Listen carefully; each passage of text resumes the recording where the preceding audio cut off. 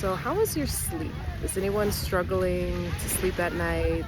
Maybe insomnia, delayed sleep disorder, or just overall um, poor rest? I struggled with this for many, many years. Actually, most of my life I struggled with sleep, starting when I was a baby. My mom said that I just wouldn't sleep. And sleep was something that was hard for me, especially when people were around. So, sleepovers, camps, any situation where I would need to sleep around others, I just would not. I simply would not rest. I would stay up all night. My mind would race. I struggled with insomnia, delayed sleep disorder. I've been diagnosed by doctors for having both of those.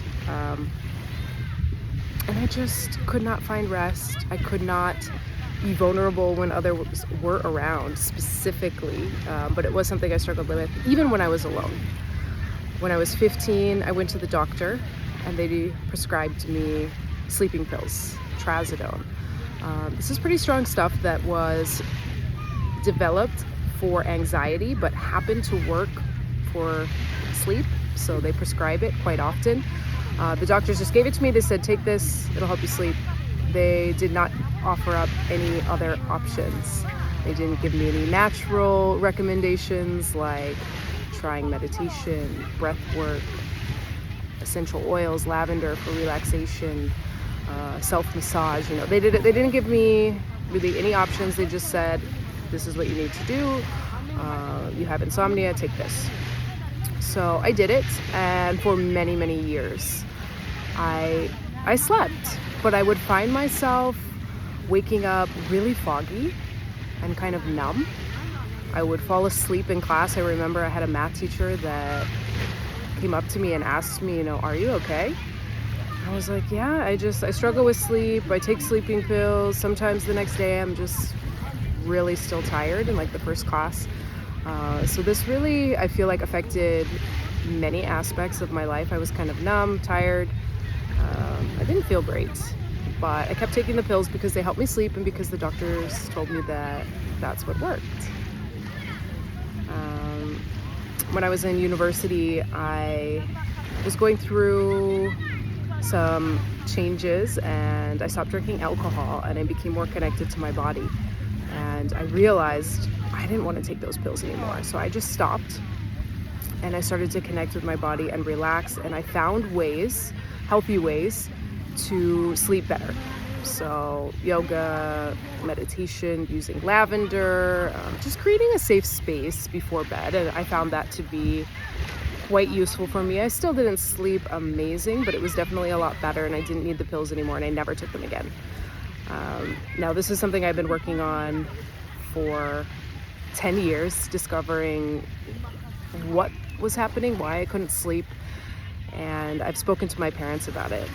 And my mom said that when I was a baby, I just didn't sleep a lot of the time. And when they would come in at night, sometimes to tuck me in, if I was already asleep or half asleep, I would kick them, fight them off. When I was, kind of out of it. And I can remember that happening. I do have a recollection of that, of like feeling some fear. And through my plant medicine journey, I have connected the dots a little bit more and found what I think is the root of my sleeping problem, and that is fear of being vulnerable. Sleep is a very vulnerable time because our bodies are at rest, our minds are at rest, we're not aware of our circumstances, and that is kind of scary when you think about it. And if you have, for example, experienced a tragic event when you are in that vulnerable state, it can be hard to let go and allow yourself to be asleep. So I believe that my body, all of these years, has been protecting me from this state of vulnerability where something could happen.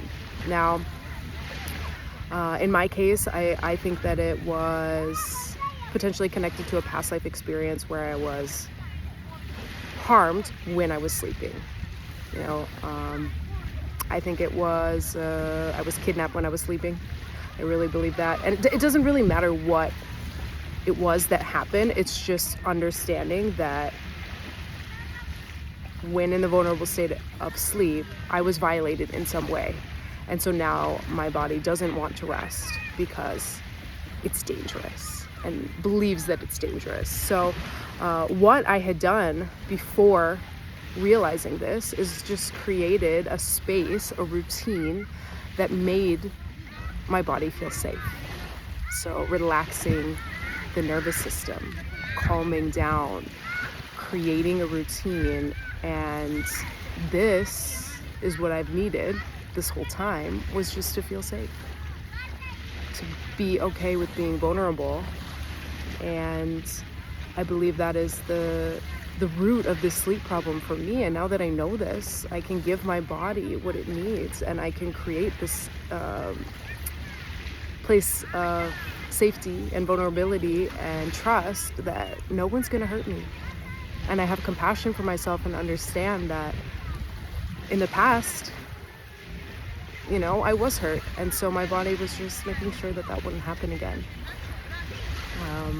So my question for you is, can you find the root cause of why sleep isn't working for you at this moment? Is there something deeper there?